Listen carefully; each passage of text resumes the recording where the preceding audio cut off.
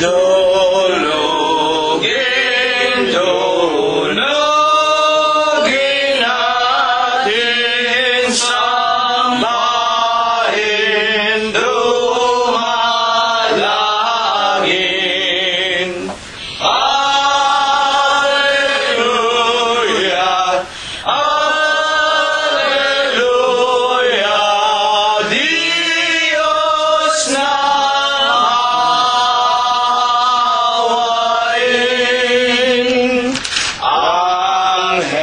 Angeles sa kaibaasan, nagpupuri-purin. Halina mga kapatid sa templo ng amang Diyos. Alleluia,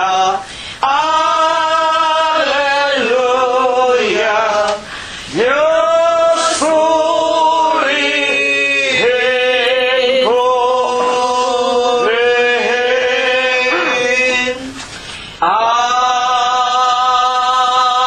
Amen. Purihin ninyo ang Panginoon. Purihin ninyo ang Panginoon mula sa mga langit. Purihin ninyo ang Diyos sa kanyang mga kaitaasan. Purihin ninyo siya, ninyong lahat niyang mga anghel. Purihin ninyo siya, buo niyang mga hukbo, mga hari sa lupa at lahat ng mga bayan, mga pangulo at lahat ng mga hukom sa lupa, mga binata at gayon din ng mga dalagang, mga matatanda at lahat ng mga bata. Purihin nila ang pangalan ng Panginoon, sapagkat ang kanyang pangalang mag-isa ay nabunyi, ang kanyang kaluwalhatian ay nasa itaas ng lupa at ng mga langit. Purihin natin ang pangalan ng Panginoon. Magsiawit tayo sa Diyos ng mga bagong awit at ng kanyang kapurihan sa kapisanan ng mga banal, sapagkat ang Diyos ay nalulugod sa kanyang bayan. Kanyang pagagandahin ang kaligtasan ng mga maamo. Purihin natin ang pangalan ng Panginoon. Purihin natin ang Diyos sa kanyang santuaryo. Purihin natin siya sa langit ng kanyang kapangyarihan. Purihin natin ang Diyos dahil sa kanyang mga makapangyarihang gawa. Purihin natin ang Panginoon ayon sa kanyang marilag na mga kadakilaan at purihin ng lahat ng mga bagay na may hininga. Purihin nila ang pangalan ng Panginoon. Amen. Amen. Atin pong patuloy na papurihan, sambahin at luwalhatiin ang banal at malinis na pangalan ng ating Panginoong Hesukristo. Una po nating awitin ang bilang 170 sa atin pong mga imnaryo. Sa mahalhati mong tahanan, O Jesus na lughang banal, sa iyo'y pinag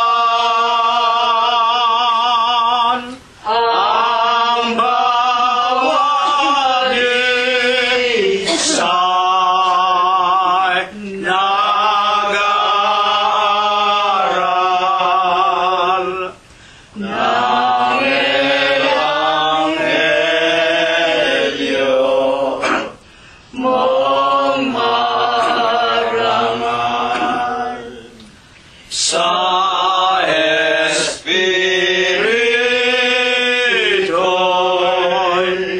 sumasamba sa pangalan mo, Aming Ama, ngayon mo'y tinatawagan ka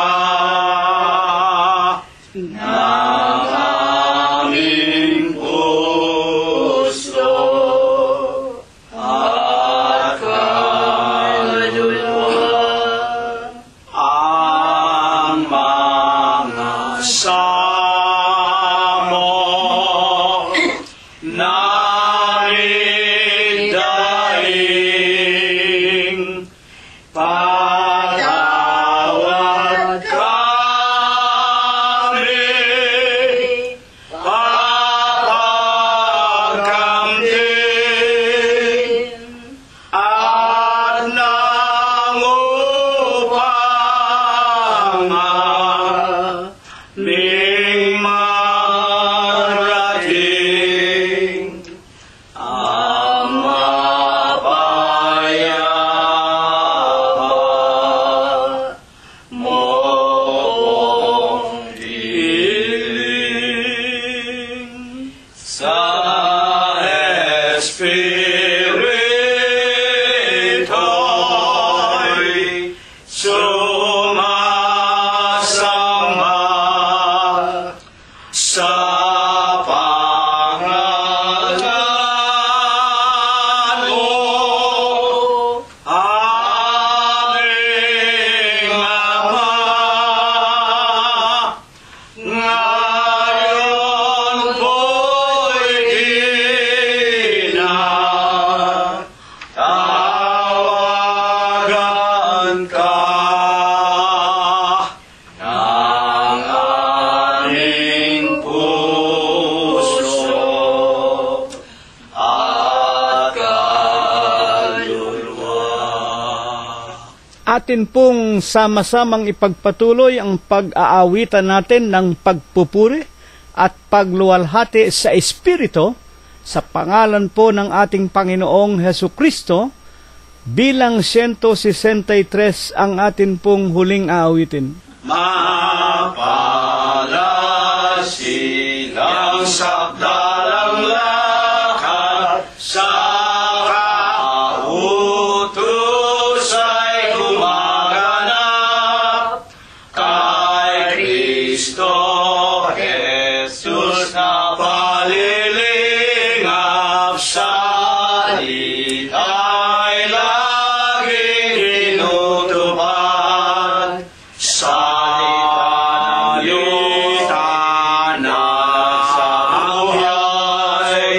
Ilaw sa landas, ilaw sa landas, sa kautusan ay lumakad.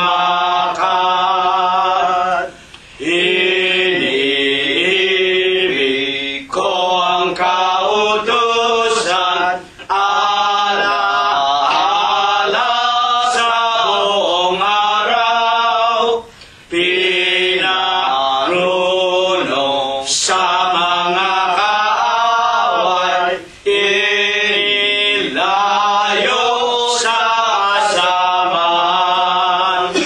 Salita ng Diyos na sa buhay, ilaw sa landas, sa ikaw ay lumasan, ay lumakad. O kaanibig ko ang kautusan, siya'y umalala sa buong araw. Pinong ako sa aking mga kaaway, ay hindi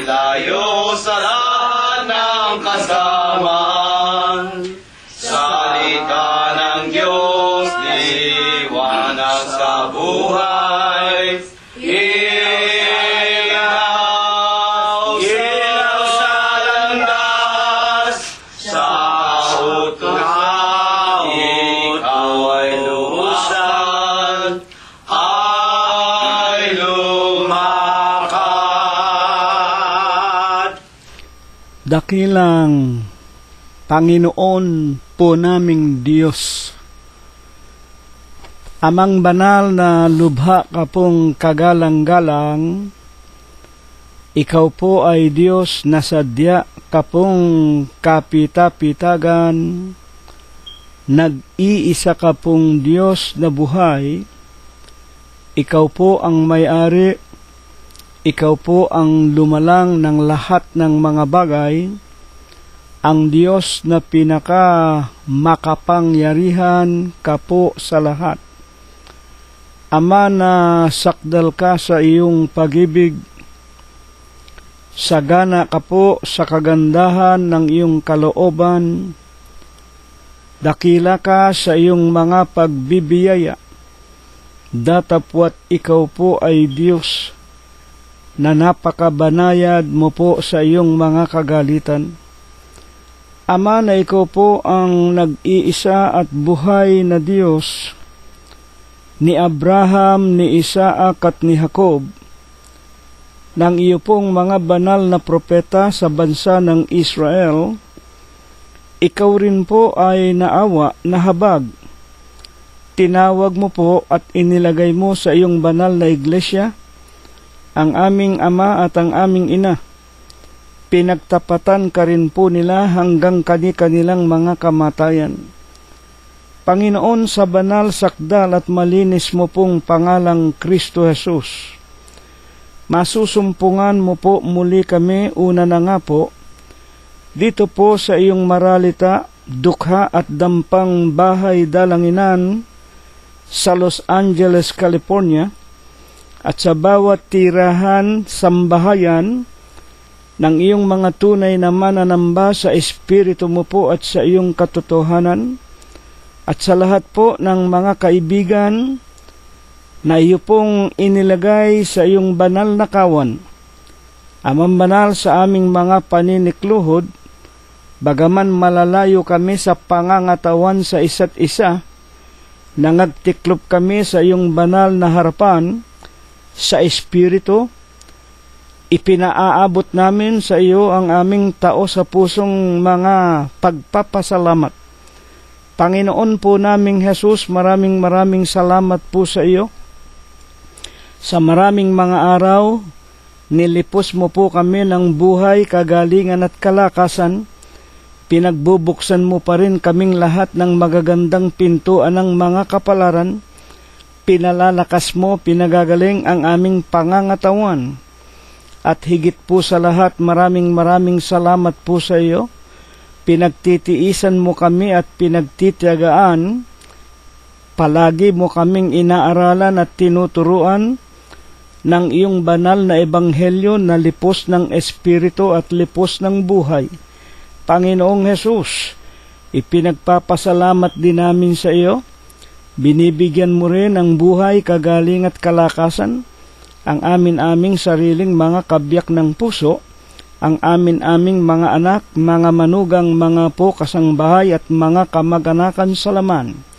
Lubusan po naming inaasahan at sinasampalatayanan na kung papaanong kami po ay iyong iniingatan sa dakong ito ng Los Angeles, California, gayon din po ang ipinaranas mo sa lahat po ng aming mga kaibigan, mga kapatiran, at maging sa lahat ng aming mga kamag-anakan sa laman, na nangangalat po, namamahayan sa iba't ibang dako nitong buong sanglibutan, at sa pamamagitan po, Ama naming Diyos, ng karunungan na iyong pinalago sa huling araw, sa ganitong kaparaanan po ang lahat ng aming mga mahal sa buhay, kaibig at kapatiran, ay wala na pong maidahilan kung hindi sila pong lahat ay magsisampalatayang ikaw nga ang sa amin naglalahad ng iyong banal na pag-ibig. Kami po iyong inaaralan at tinuturuan upang sa ikalawang pagparito mo po maging karapat dapat kami doon sa ipinangangako mo pong buhay na walang hanggan. Ama naming Diyos, sa Huwebes po ng gabing ito, ikaw po ang aming inaasahang magtuturong muli sa amin. Kakasangkapanin mo lamang ang bibig at labi ng iyong hamak na alipin.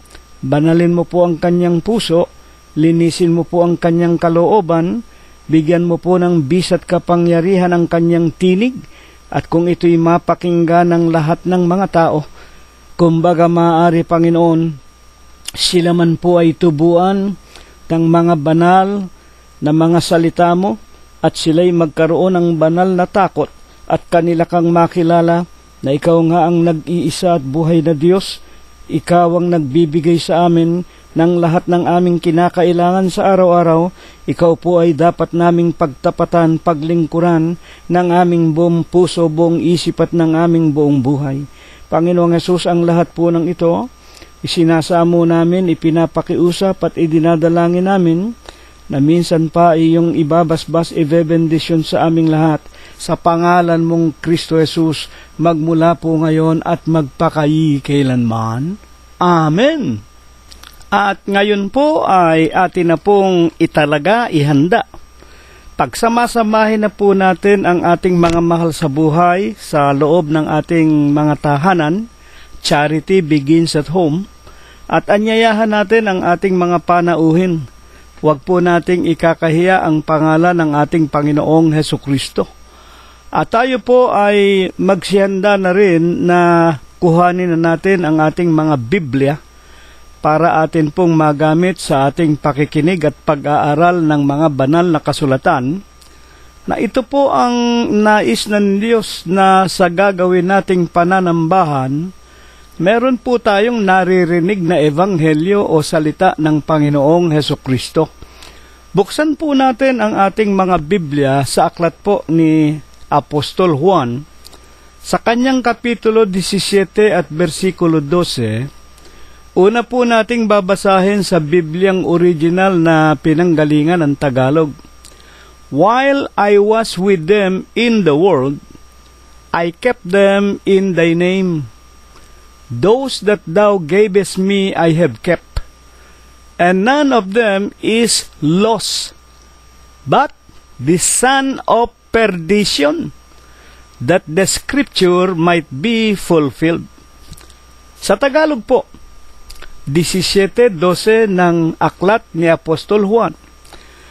Samantalang ako ay sumasa kanila, ay iningatan ko sila sa iyong pangalan, yaong mga ibinigay mo sa akin, at sila'y binantayan ko, at isa man sa kanila ay walang napahamak, kundi ang anak ng kapahamakan upang matupad ang kasulatan.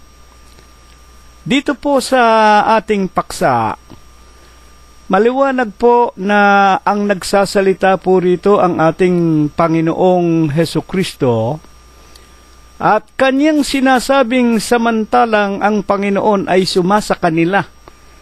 Alam natin yung salitang sumasa kanila, una nga po patungkol sa mga apostol at sa kanyang mga mananampalataya.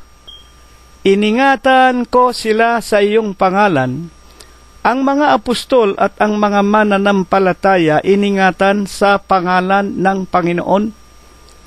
Yaong mga ibinigay mo sa akin, alam po natin, hindi po makakalapit ang sino man sa Panginoong Hesukristo malibang ilapit ng Ama, at malibang ang Panginoong Hesukristo naman ang tumawag ay hindi makakalapit sa Ama, sapagkat 10:30 ng San Juan, ako at ang Ama ay iisa, ang wika ng Panginoon.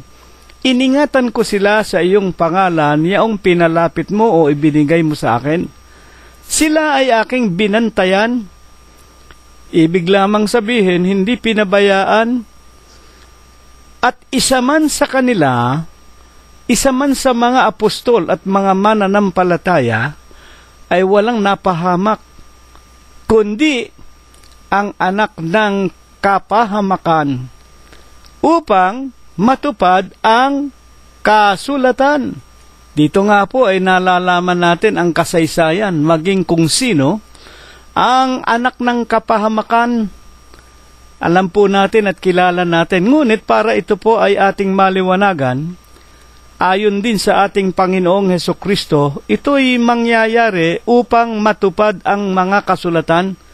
Sa makatwid, meron ng naisulat sa mga kasulatan bago mangyari itong kanyang tinutukoy na pagkapalungi ng anak ng kapahamakan. Para ito po ay ating maliwanagan, ayon po sa Biblia, saang tagpo baga sa pagkakatawang tao ng Panginoong Hesukristo, binabanggit ang talatang ito na ibinangon ng Diyos sa atin sa huling araw upang siya nating maging paksa. Buksan po natin ang 16 na pangkat, chapter 16 and the verse is 32, ng aklat din po ni Apostol Juan. Naririto ang oras ay dumarating, oo, dumating na. Na kayo'y mangangalat ang bawat tao sa kani-kanyang sarili, at ako ay iiwan ninyong mag-isa at gayon may hindi ako nag-iisa, sapagkat ang Ama ay suma sa akin. Ito po ang pagkakataon. Ang Panginoong Hesukristo po ay naroon na sa halamanan ng Getsemani. Kasama niya ang 12 mga alagad at siya po ay lumuhod at nanalangin na tila baga ipinagtatagubilin na nga po niya sa Ama o sa Diyos. Yaong kanyang mga maiiwan, dumating na ang panahon at dumarating ang wika ng ating talata. Ang bawat isa iiwanan ang ating Panginoon, gayon man hindi siya nag-iisa sapagkat ang Ama ay suma sa kanya. 16:33, ang mga bagay na ito sinalita ko sa inyo upang kayo'y magkaroon sa akin ng kapayapaan. Sa makatwid, ang kapayapaan po, hindi po natin matatagpuan sa kanino mang tao kung hindi sa Panginoong Hesukristo lamang. Tunay ba ito? Sa sanglibutan ay mayroon kayong kapighatian, ngunit laksan ninyo ang inyong loob, aking dinaig ang sanglibutan. Tunay po. Maliban po sa Panginoong Hesukristo, tayong mga tao hindi po makakatagpo ng kapayapaan. At ito nga po'y sinalita ng Panginoon. Sa katunayan, ito'y bahagi ng kanyang pananalangin ng pagtatagubilin.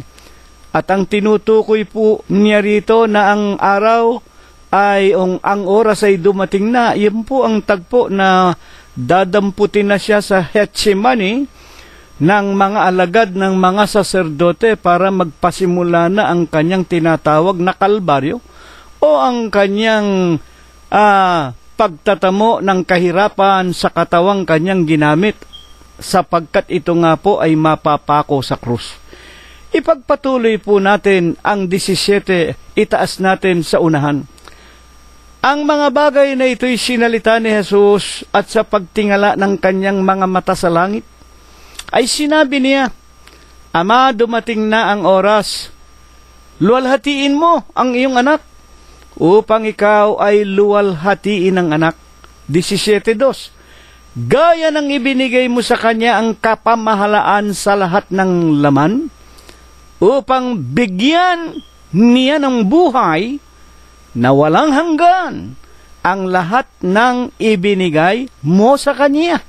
Ang ating Panginoong Hesukristo, dito po'y maliwanag na kanyang ipinakikilala, binigyan siya ng Diyos ng kapamahalaan. Yung Ama mismo, nagbigay ng kapamahalaan sa kanya o kapangyarihan sa lahat ng tao upang ang nais niyang bigyan ng buhay na walang hanggan na mga ibinigay sa kanya ng Ama ay magawa niya para mailigtas niya. Ang ibig sabihin, ang sinumang tao na ibig niya, yung mga tao na ibinigay sa kanya ng Ama. Huwag po tayong matataranta sapagkat sa katotohanan po, ang tinutukoy na Ama ng Panginoong Hesukristo, ito rin ang kanyang sarili. Ang Ama at ang Anak ay iisa. At maging si Apostol Juan sa kanyang unang aklat, Kapitulo 5, versikulo 7, sa Bibliang King James Version sa Ingles na pinanggalingan, there are three that bear record in heaven. The Father, the Word, yung nagkatawan tao, yung berbo, And the Holy Ghost. Ano ba ang Holy Ghost? Sa 63, ano ba ang Espiritu? Ang salita na sa inyo'y aking sinasalita. Sa 63 ng Juan, pawang Espiritu at pawang buhay. Anong araw po ito? Ang Ama, ang Espiritu, ang Diyos, ang Anak, at ang Espiritu Santo o ang Ebanghelyo o salita ng Panginoon, ang tatlong ito ay iisa. 17:3 ng Juan din po. Basahin po natin. Para po tayo lubos na maliwanagan, huwag tayong mag-alinlangan na ang tinutukoy niya na Ama, ito rin ang Diyos. Ito rin po ang nagkatawan tao. 17:3 ng Juan. At ito ang buhay na walang hanggan, na ikaw, ang Ama, makilala nila na iisang Diyos na tunay. Maliban po sa Ama, wala nang iba pang Diyos. Sino nga po ito? At siya na iyong sinugo sa makatwidbaga si Hesu Kristo. Ito nga po, yung iisa na dapat makilala ng lahat na mga tao na Diyos na tunay, ang Kanya mismong isinugo, yung Anak, sa makatwidbaga ang ating Panginoong Hesukristo. Huwag po ninyong pagdududahan o huwag kayong di maging mananampalataya. Maging sa 14:1, sinabi ng Panginoong Hesukristo sa mga alagad, huwag magugulumihanan ang inyong mga puso. Huwag kayong matataranta. Magsisampalataya kayo sa Diyos. Magsisampalataya din naman kayo sa akin. Bakit? Ako at ang Ama ay iisa. Ngayon, alin po baga naman ang tinutukoy sa panalangin ng Panginoong Hesukristo na dako? Sapagkat sinabi niya sa ating paksa na ang wika niya ay iningatan ko sila, ang mga tupa o mga tao ng Diyos, sa iyong pangalan. Sa makatwid, ito'y hindi literal na pangalan sapagkat paano mo ilalagay ang isang tao sa pangalan? Pangalan yun. Salita yun. Meron pong tinatawag na dako na pagsisidlan o paglalagyan. Alin po ito, mga kapatid? Ito'y tinatawag na spiritual na dako. Unang Korinto 12:28. Makinig tayo. Sila'y iningatan ko sa iyong pangalan. Saan ba inilagay ng Panginoong Hesukristo ang mga alagad? Una na nga ang mga apostol. Unang Korinto 12:28. At ang Diyos ay naglagay ng ilan sa iglesia. Una-unay mga apostol, ikalaway mga propeta, ikatlo'y mga guro, saka mga himala, saka mga kaloob na pagpapagaling, mga pagtulong, pamamahala, at iba't ibang wika. Dito po inilagay. Saan? Sa tinatawag na iglesia. Alin po baga itong iglesyang ito? Sa Mateo 16:18, alam natin, napakinggan natin, maraming ulit na, ang Panginoong Hesukristo noong anyo 32, nagtayo ng kanyang sariling iglesia sa siyudad ng Jerusalem ng Judea. Ano po ang pangalan? Ang opisyal na pangalan na naparehistro sa Biblia na iglesia na kanyang itinayo, na doon pala inilagay ang tinatawag na mga alagad, unay mga apostol, mga propeta, at ang mga iba't iba pa, doon pala inilagay sa iglesia na nasa Jerusalem ng Judea. Unang Tesalonica Kapitulo 2, versikulo 14, ang wika ni Apostol Pablo, sapagkat kayo mga kapatid ay nagsisitulad sa mga iglesia ng Diyos. Meron pong iglesia ng Diyos. Saan naroon? Na nasa Judea. Bakit sa Judea?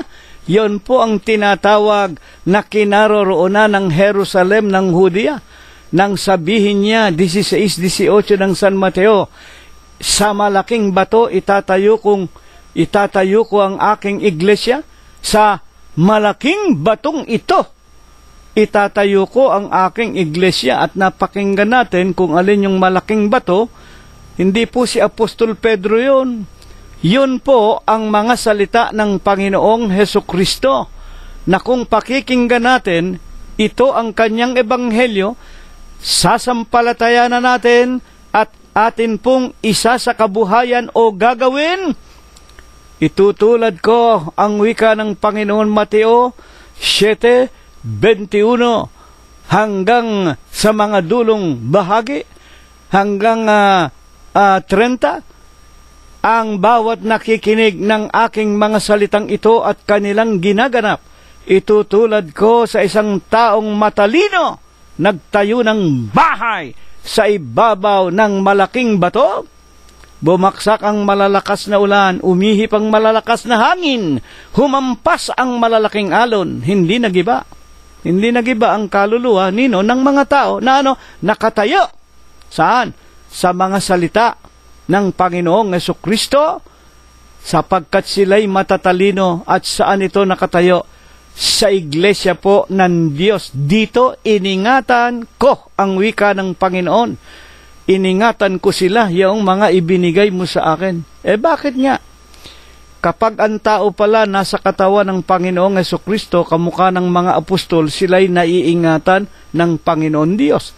Colossus 1:18, si Kristo ang ulo ng katawan. Ano po ang katawan? Sa makatidbagay ng iglesia.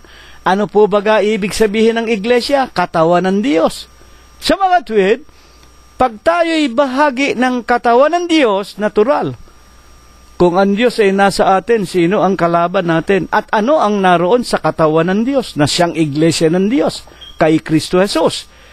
Colossus din po 1:14, ang wika ni Apostol Pablo na siyang kinaroroonan ng katubusan, na siyang kapatawaran ng ating mga kasalanan.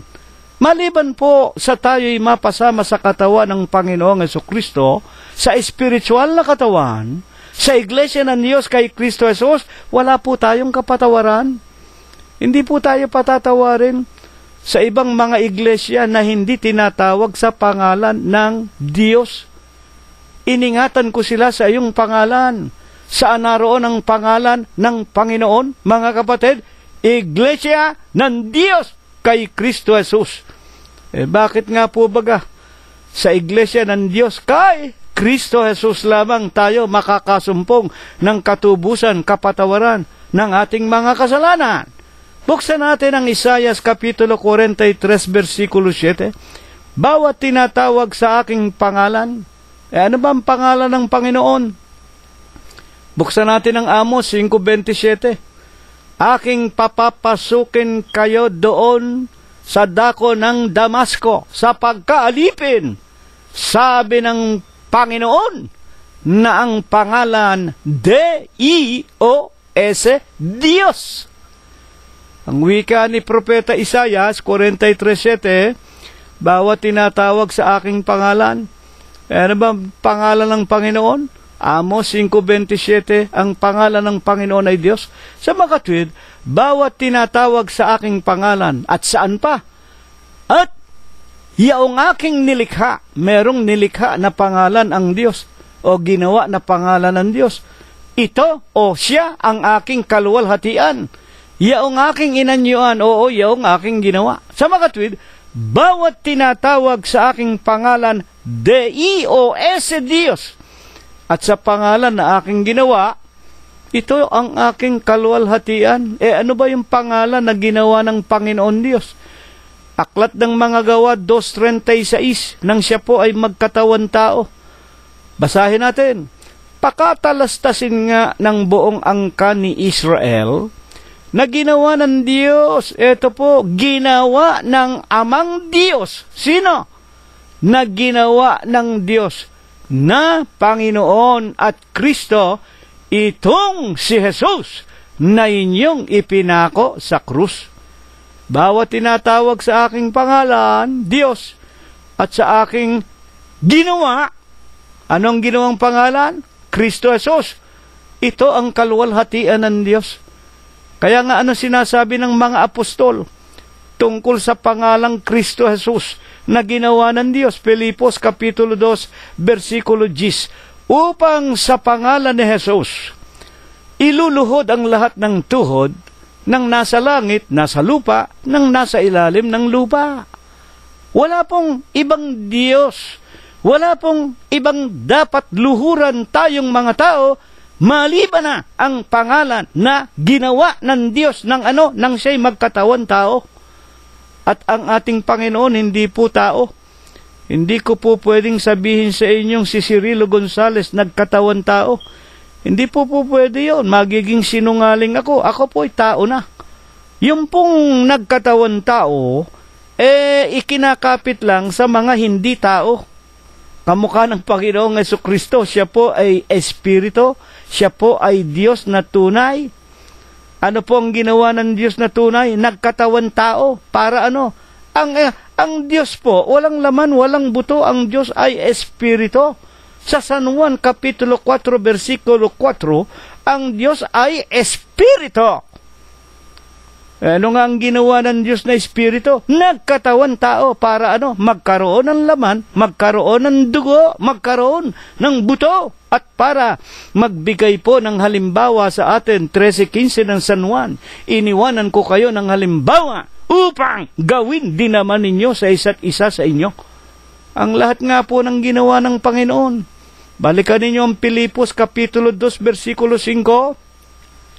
Magkaroon tayo ng pag-iisip na ito'y na kay Kristo Jesus din naman, na bagaman siya'y nasa kalagayang Diyos, Deus, Diyos, Espiritu, hindi niya minarapat na panangnan ang pagkapantay niya sa Diyos. Wala pong kapantayan Diyos Nag-iisa lamang ang Diyos, iisa ang Diyos na lumalang ng lahat ng bagay.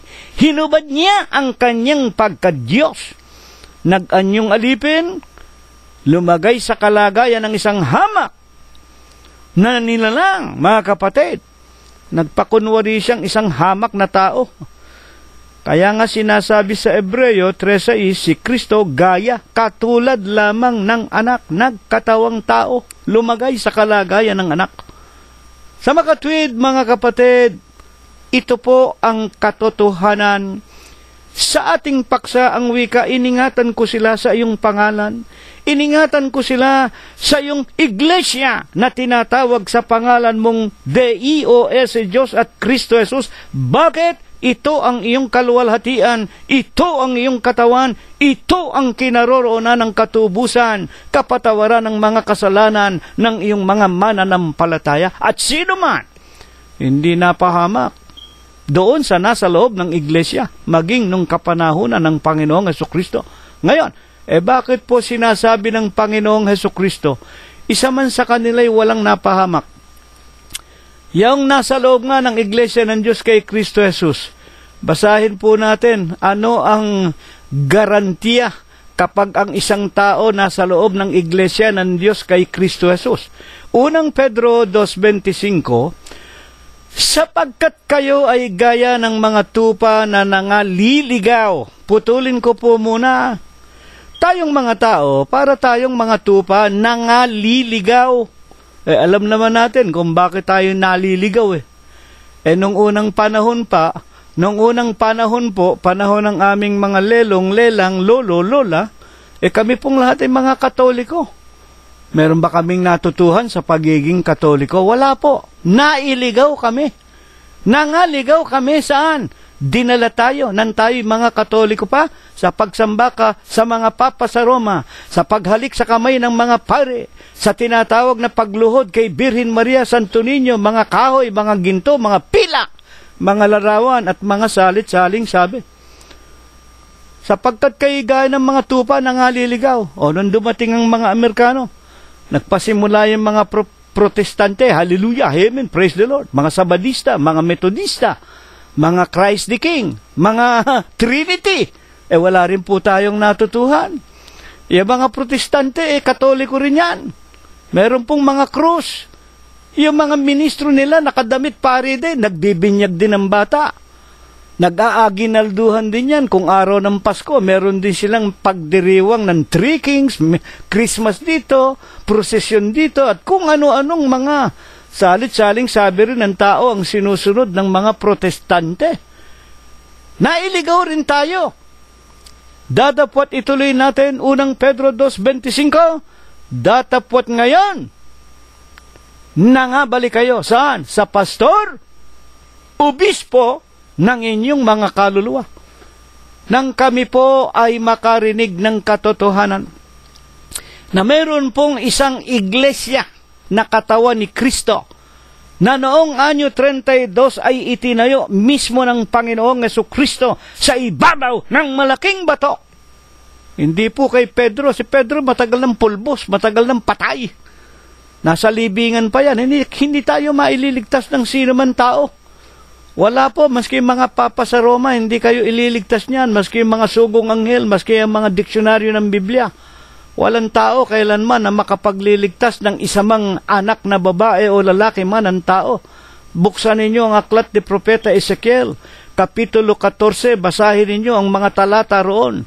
Anak ng tao, kapag ako ay nagpadala ng salot, kapag binali ko ang tungkod ng tinapay, pag nagpadala ako ng digmaan at ng sari-saring kalamidad sa sanglibutan, kahit na naroon si Job, kahit na naroon si Daniel, kahit na naroon ang wika ng ating banal na kasulatan, kahit na maging sinunong Noah ay naroon, hindi makapagliligtas ng kahit isamang anak na lalaki o babae man ng tao. Ang kanila lamang ililigtas ang kanilang sarili dahil sa kanilang mga katwiran. Amen. Kaya hindi tayo ililigtas ng mga sugong anghel, mga papa, Vicaris Filii Dei, kung ano-anong mga taong pinapupurihan at pinararangalan ninyo. Ayon pa man din po kay Apostol Pablo, ano ang kanyang pagpapaliwanag na talaga pong sa Iglesia ng Diyos kay Kristo Jesus, kapag narito na tayo, tayo po ay makakasumpong ng kapahingahan, kaligtasan ng ating mga kaluluwa. 3:6 ng Ebreo, datapwat si Kristo gaya ng anak. Ito po, si Kristo gaya na naman, binanggit ko na sa inyo kanina, katulad lang, nakigaya nga nagkatawan tao nga, hinubad nga ang kanyang pagka-Diyos. Si Kristo gaya ng anak, puno sa bahay niya. Alin po ba ang bahay niya na tinutukoy? Ang bahay niya ay tayo. Tayo nga po ang tinatawag na iglesia. Katawan ng Diyos. Bahay ng Diyos. Tayo. Kung ating ingatang matibay ang ating pagkakatiwala at pagmamapuri sa pag-asa natin hanggang sa katapusan. Nakakatiyak tayo kung katawan tayo ni Kristo, kung naroon tayo sa Iglesia ng Diyos na itinayo anyo 32 ng Panginoong Jesucristo, kung sinusunod natin ang kanyang mga utos. Kung tayo'y lalong nagtutumibay sa ating pananampalataya, at dito'y matitiyak natin, Colosos 1:14, na narito nga sa Iglesia ng Diyos kay Kristo Jesus ang kinaroroonan ng katubusan, na siyang kapatawaran ng ating mga kasalanan. Bakit po baga? Ayon sa Panginoong Jesucristo, sa kanyang katawan o iglesia ng Diyos kay Kristo Jesus po lamang, magtatamo tayong mga tao ng kaligtasan, sapagkat tayo ay nangaligaw. Gaya tayo ng mga tupa na nangaliligaw, at sa katunayan, iniligaw tayo. Alam natin ang kasaysayan. Unang Pedro 2:25, tayong lahat gaya ng mga tupa nangaliligaw, ngunit nangabalik tayo kay Kristo Jesus. Sino ba si Kristo? Siya ang pinuno ng kanyang iglesia o ng kanyang katawan, na ito ang bahay ng Diyos. At ang Diyos, tayong mga tao, alam natin, ang Diyos, hindi po tumitira sa tinatawag na mga templo, katedral. Kala mo, mga Disneyland, ang lalaki, meron pang mga Colosseum. Hindi po tumitira ang Diyos dyan. Yan po ay puro entertainment only. yan po ay mga bagay ng sanglibutan. Gigibain, wawasakin, susunugin ang lahat ng mga edifisyo sa sanglibutang ito sa ikalawang pagparito. Mga ginigiliw po naming mga tagapakinig. Ano nga po ang dahilan?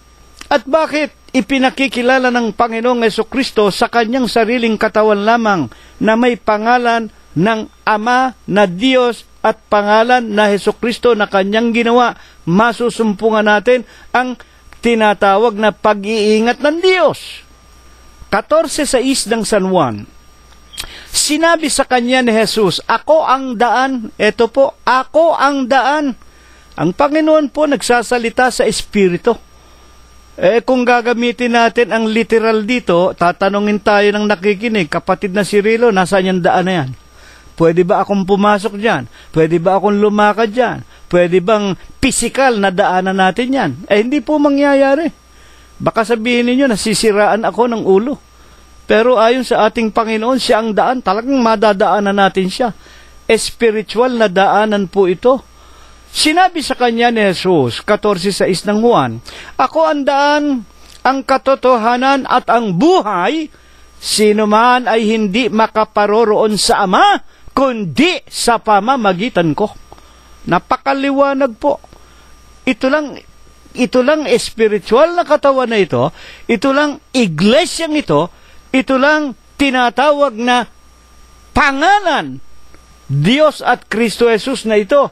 Ito ang dapat nating pasukan, ito ang dapat nating paglingkuran, dito tayo dapat mabuhay, spiritually speaking. Yung kanyang spiritual na katawan o iglesia ng Diyos kay Kristo Jesus, na kanyang pinamuhunanan ng kanyang sariling dugo.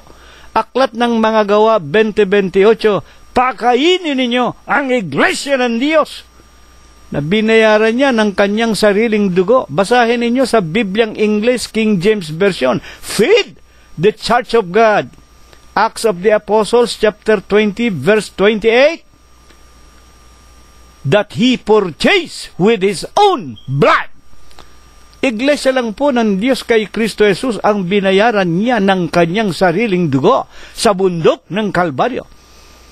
At hanggang sa katapusan ng sanglibutan, siya po ang ating Panginoong Jesucristo, ang ating obispo, tagapanguna, apostol, saserdote ng ating mga kaluluwa, at hindi po ang sinumang tao. Inuulit ko po, binibigyan ko po ng emphasis ang iglesia po ng Diyos kay Kristo Jesus, na ang obispo, ang Panginoong Jesucristo hanggang sa katapusan ng sanglibutan, ito po ang maliligtas. Hindi po yung mga iglesia ng tao na bagaman tinatawag na sa pangalan ng ibang mga bagay tulad ng Iglesia Apostolika Katolika Romana, katulad ng tinatawag na Iglesia Metodista, Iglesia Trinidad, Iglesia Dating Daan, kung ano-anong pangalan. Pagkatapos ang mga obispo nila ay mga tao na namamatay, na kanilang pinararangalan at lalong pinupuri, sinasamba, pinayayaman, inaabuluyan. Sa loob po ng Iglesia ng Diyos kay Kristo Jesus, ang katotohanan, si Kristo hindi namatay. Ang Panginoong Jesucristo, siya ang pinuno namin, siya ang obispo, siya ang pastor. Katulad ng sinasabi ni Apostol Pedro, 2:25, dadapot kayo ay tulad sa mga tupang nangaliligaw. Iniligaw kayo ng sari-saring mga iglesia, ngunit nang magpabinyag kayo at magpabautismo sa iglesia ng Diyos kay Kristo Jesus, na ang Pangulo ay si Kristo, nagbabalik kayo sa pastor, obispo ng inyong mga kaluluwa. Hanggang ngayon, buhay pa ang Panginoong Jesucristo. 2016, hindi po namatay ang Diyos. Totoo ba yan? 28:19 ng Mateo hanggang 20.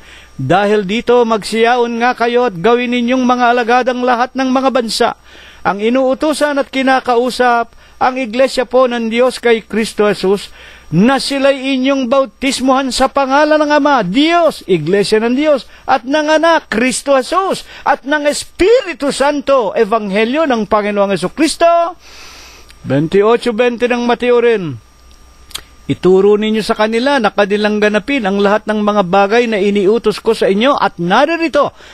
Anong katunayan na hanggang ngayon ang obispo natin, pastor, apostol, at saserdote ng ating kaluluwa, tagapanguna natin, walang iba kung hindi ang Panginoong Jesucristo, at kailanmay hindi siya namatay? Ituro ninyo sa kanila na kanilang ganapin ang lahat ng mga bagay na iniutos ko sa inyo, at narito Ako'y sumasa inyo. I will be with you. Palagi, forever. Hanggang sa katapusan ng sanglibutan, until the end of times. Hanggang sa katapusan ng sanglibutan. Napakaganda nito.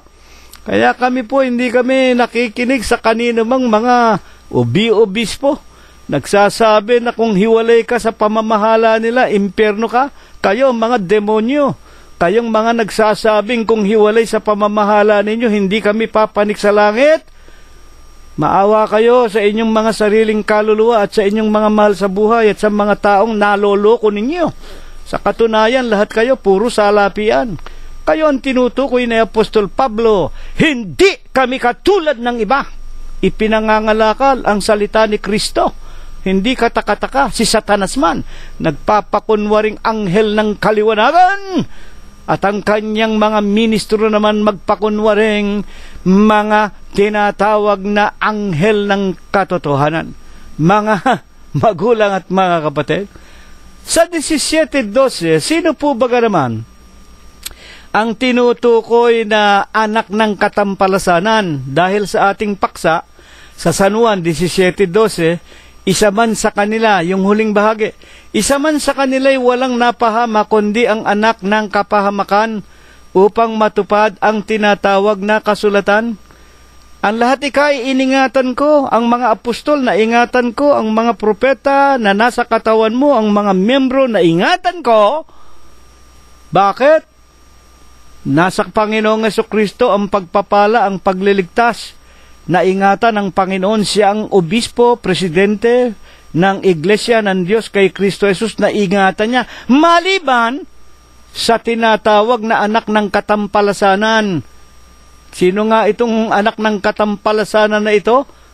Ayon ika, upang matupad ang sinasabi ng kasulatan. Kailangan pala matutupad yung kasulatan. Ano po baga ang nakasulat doon sa kasulatan? Basahin po natin ang hula ni Propeta Zacarias 11:11 para makilala natin ang tinatawag na anak ng katampalasanan at ano ang kaugnayan nito sa atin sa huling araw. 11:11 Zacarias. At nasira ng araw na yaon at ganito nakilala ng kaawa-awa sa kawan na nagmamasid sa akin na yaoy salita ng Panginoon. Nakipag-usap po, nagpakita po ng tinatawag na katotohanan ng mga bagay na magaganap kay Propeta Zacarias at ipinasulat kay Zacarias. Yaunika ang salita ng Panginoon na 11:12 ng Zacarias. At sinasabi ko sa kanila, kung inaakala ninyong mabuti, bigyan ninyo ako ng aking kaupahan. Dito'y merong ipinakikilala kay Propeta Zacarias, ipinasusulat na merong isang tao na nagsasalita, kumbaga maaari bigyan ninyo ako ng aking kaupahan, may humihingi ng kabayaran. At kung hindi, inyong pabayaan. Gayon man ay kanilang tinimbangan ang kaupahan ko ng 30 putol na pilak.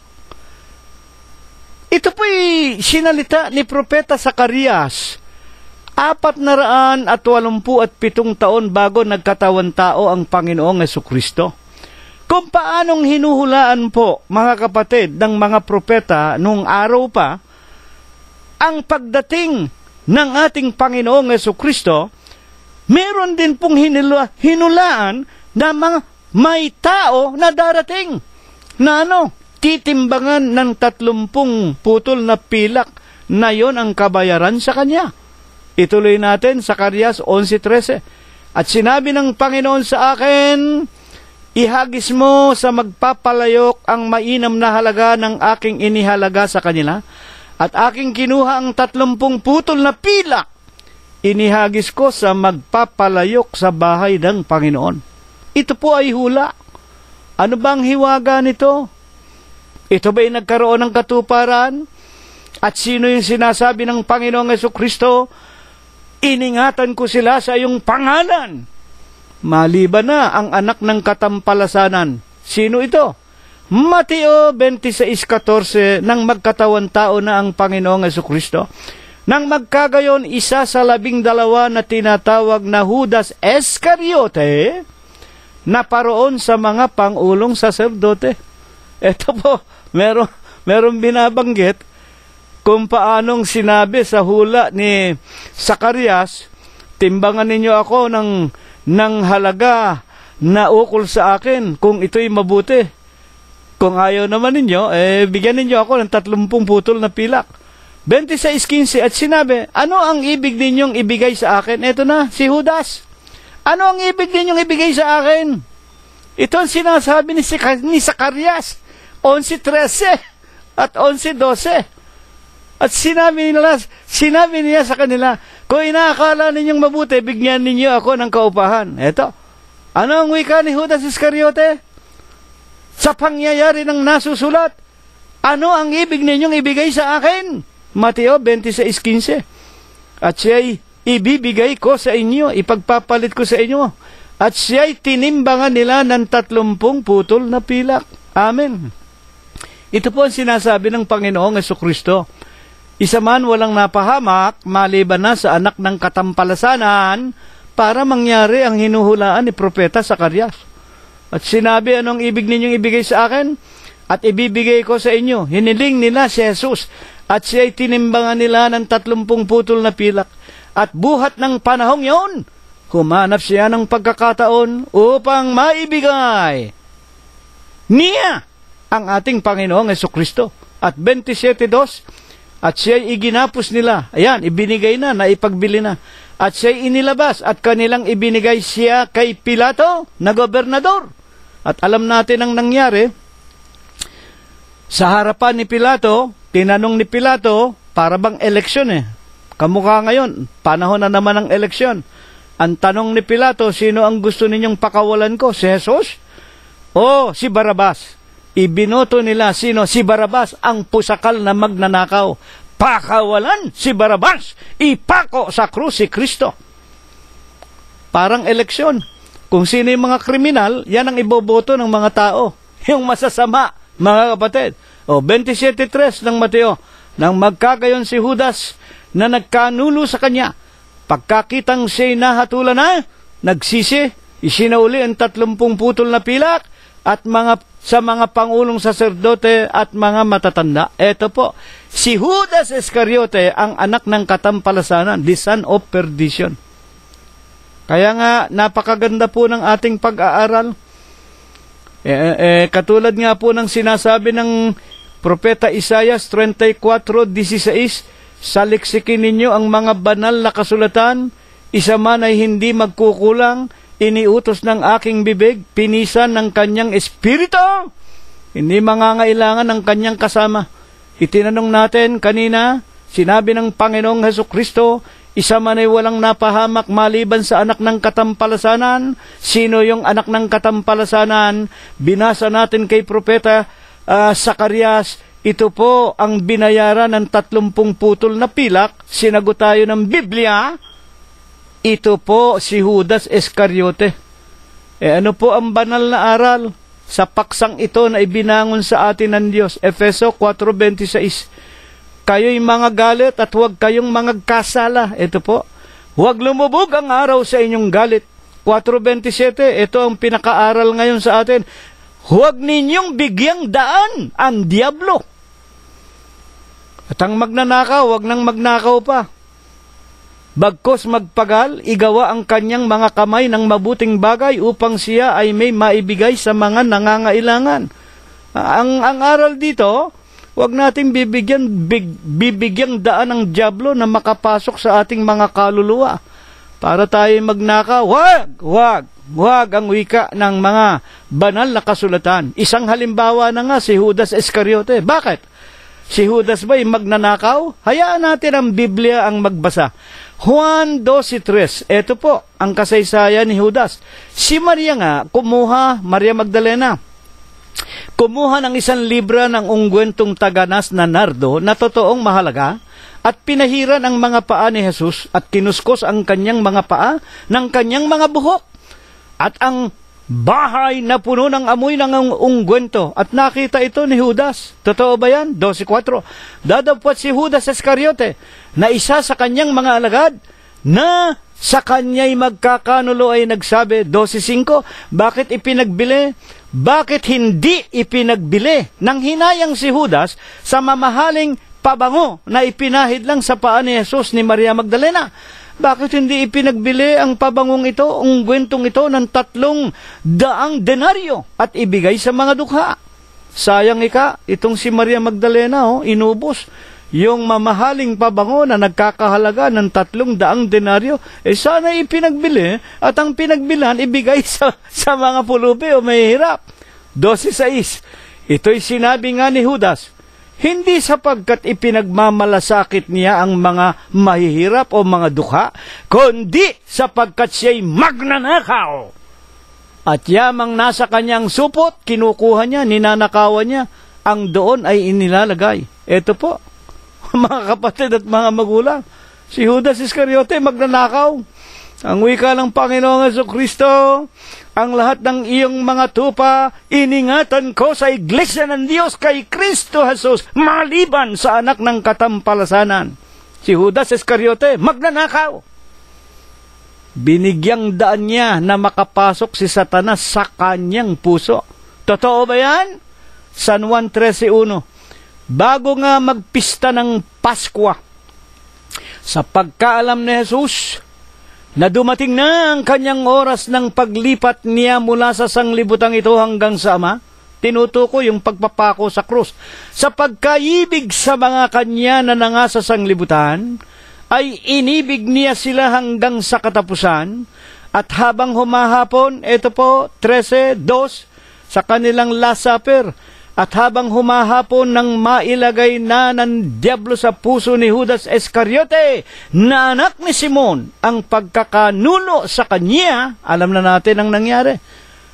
Sapagkat si Apostol Judas Iscariote magnanakaw, ninanakawan niya ang tesoro o ang kabangyaman ng mga abuluyan ng Iglesia ng Diyos kay Kristo Jesus. At alam natin, siya ang ingat yaman. Sa Last Supper, sa pintura ng Last Supper ni Leonardo da Vinci, kung hindi ako nagkakamali, si Judas po ang nasa gitna at may hawak na supot ng pera. Ang ibig lang sabihin nun, pag may nag-aabuloy sa pangangaral ng Panginoong Hesus at ng mga alagad, si Judas Iscariote, taga-ingat ng mga abuluyan, pero ang wika ng Biblia, ninanakawan niya ang supot. Kaya nga habang humahapon, nang mailagay na ng Diablo sa puso ni Judas Iscariote, binigyang daan ni Judas Iscariote ang Diablo, na ayon sa Efeso, binasa ko kanina, salita ni Apostol Pablo, huwag ninyong bigyang daan ang Diablo. Bakit nga po nabigyang daan ni Judas Iscariote? Siya nga po ang anak ng katampalasanan. Siya nga po ay mahilig sa salapi. Ang salapi ang kanyang pinag-uukulan at hindi ang tinatawag na mga gawang kabanalan na naririnig niya sa ating Panginoong Jesucristo, at ito po'y nakasulat. Kaya nga sinabi ng Panginoon, iningatan ko sila sa iyong iglesia, maliban na kay Judas Iscariote na anak ng katampalasanan. Ngayon, ano nga ang pinakahabilin sa atin sa huling araw na ito tungkol sa mga kapatid sa iglesia? O lalo na nga kayong mga nagsasabing mga obispo, sugong anghel, kayo na diksyonaryo ng Biblia, kayo na Vicarius Filii Dei, kahalili ng Diyos, kayong mga sugo ng Diyos. Ano ang banal na paalaala sa ating lahat? 1 Timoteo 6:10, sapagkat ang pag-ibig sa salapi ay ugat ng lahat ng uri ng kasamaan, na sa pagnanasa ng iba, nangasinsay sa pananampalataya, tinuhog ang kanilang sarili ng maraming mga kalumbayan. Ayan, aral po yan. Yung mga taong nagsasabing sila yung mga leader ng mga reliyon, kamukha nang nakikita natin, hayag na hayag Kung sino pa yung mga obispo, kung sino pa yung mga Holy Council, kung sino pa yung sanggunian, Sila pa nagpapayaman, sila nagnanakaw, sila ang nagpapahirap, sila ang hingi ng kung ano-anong abuloy sa mga miyembro. Kuba na ang mga miyembro ninyo, lahat ng bagay hinihingi ninyo sa mga kapatiran ninyo. Hindi naman kailangan yan. Sa huling araw na ito, ayaw na ng Diyos yung mga sapilitan ng mga abuloy. Kaya nga ang wika ni Apostol Pablo, unang Korinto 9:7, magbigay ang bawat isa ayon sa ipinasya. Voluntaryo! Hindi sapilitan, wala na yung toka-toka.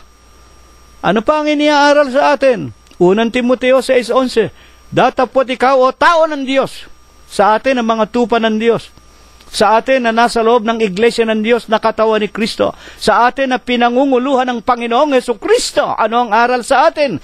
Tumakas ka sa mga bagay na ito. Yan, sa pag-ibig sa salapi. Sumunod ka sa katwiran. Ano ang katwiran? Ang utos, banal, matuwid at mabuti. Sa kabanalan, sa pananampalataya, sa pag-ibig, sa pagtitiis, sa kaamuan. Katapos-tapusan sa 6:12, makipagbaka ka ng mabuting pakikipagbaka ng pananampalataya. Manangan ka sa buhay na walang hanggan, na dito, sa Iglesia ng Diyos kay Kristo Jesus, sa ating Panginoong Hesukristo, na kinaroroonan ng buhay na walang hanggan, dito sa Iglesia ng Diyos, tinawag ka, tinawag ako, tinawag ang aking pamilya, tinawag ang lahat ng aking mahal sa buhay, tinawag ang aking mga kasama sa paglilingkod sa Iglesia ng Diyos kay Kristo Jesus. Ipahayag mo, kaya kami nangangaral, ipahayag mo ang mabuting pagpapahayag sa harapan ng maraming mga saksi, sa harapan ng maraming mga tao. Ipangaral mo ang ibig sabihin, ang Ebanghelyo. 13:16 ng Ebreo, ang paggawa ng mabuti, ang pagsunod sa kabanalan, mga utos ng Diyos, at ang pamamahayag, to do good and to communicate. Huwag ninyong kalilimutan sa gayong mga handog, sa gayong mga hain, ang Diyos ay totoong nalulugod sa inyo. Amen! Mga kapatid, napakaganda po ng aralin na ibinigay sa atin ng Diyos. Sa bawat Huwebes at bawat Linggo na tayo nakikinig at nag-aaral, tayo po ay dinidilig, winiwisika ng kanyang mga salita na lipos ng Espiritu at buhay, na katulad po ng isang masarap na inumin at masarap na pagkaing tumatagal hindi sa buhay na ito, tumatagal hanggang doon sa buhay na walang hanggan. Napakaganda po ng ating pag-aaral, Juan 17:12. Samantalang ako'y sumasa kanila, iningatan ko sila sa iyong pangalan, sa Iglesia ng Diyos kay Kristo Jesus. Binantayan ko sila. Sila'y aking pinamunuan, pinamahalaan, at isa man sa kanila'y walang napahamak, maliban sa anak ng kapahamakan, ayon sa sinasabi ng mga kasulatan, naganap kay Judas Iscariote. Ang nakasulat sa aklat ng mga propetang katulad ni Propeta Zacarias. Siya po ang tinutukoy ng ating paksa, anak ng katampalasanan, at ang aral sa atin, huwag tayong tumulad kay Judas Iscariote, huwag nating bigyang daan ng diablo. Mag-ingat tayo sa ating pamumuhay sa sanglibutang ito. Manatili tayo sa kabuhayan na naaayon sa pamamaraang itinuturo sa atin ng Panginoong Hesukristo. Huwag tayong makakalimot, mga kapatid, tayo ang katawan ni Kristo. Tayo'y kanyang gawa, nilalang kay Kristo, Efeso 2:10. Para lumakad sa lahat ng mabubuting gawa na inihanda niya noong una pa upang siya nating lakaran. At isa nga po sa mga gawang ito, ang pangangaral ng Ebanghelyo, Efeso 3:10 ng Efeso, upang ngayon sa pamamagitan ng Iglesia na katawan ng ating Diyos o ng ating Panginoong Hesukristo, na tinatawag sa kanyang pangalang Deus, Diyos at Kristo Jesus na kanyang ginawa. Tayo po mangaral, makipagbaka ng mabuting pakikipagbaka hanggang sa tamuhin nating lahat ang buhay na walang hanggan. Ito nawa ay pagpala. Ito nawa ang ibasbas sa atin ng Diyos magmula ngayon, magpakai kailanman. Amen. At ngayon po, bago tayo maghiwa-hiwalay sa Espiritu, tanggapin nating lahat ang walang hanggang pag-ibig. walang hanggang pagbibiyaya, pakikipisan, kaaliwan, pamamatnubay at ang kagalingan, ang hindi maulatang banal na biyaya, basbas at bendisyon, pagliligtas at pagpapagaling ng kanyang banal na Espiritu, ito nawang muli niyang ipagkaloob sa ating mga magkakapatid, mga mag-aanak, mga magkakaibigan, hanggang sa loob at labas ng ating mga tahanan, sa paghanap natin ng kakainin sa araw-araw at sa buong kalaganapan ng Iglesia ng Diyos kay Kristo Jesus, magmula ngayon, magpakayi kailanman. Amen. Kapayapaan po ang sumaating lahat. Purihin ang pangalan ng Panginoong Hesukristo hanggang sa darating na linggo kung tayo po ay binubuhay pa. Maraming salamat po sa inyong lahat.